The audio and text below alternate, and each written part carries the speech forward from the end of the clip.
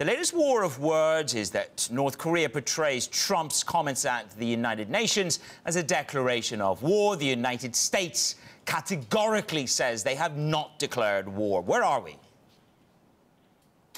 Well, it's interesting. Clearly, the war of words is at a new level of escalation.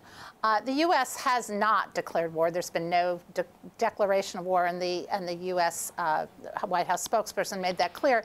Yet, the war of words did escalate to a point where President Trump made actual threats against North Korea, particularly in his talk to the United Nations, to the United Nations General Assembly last week. So clearly, he's said a lot of things, though there's no formal declaration of war, and the National Security Advisor McMaster was pointing that out, as well as the White House spokesperson. However, Mr. McMaster said some other things, including the fact that there are four or five scenarios that the U.S. options that the U.S. is gaming out, which also adds to the tensions.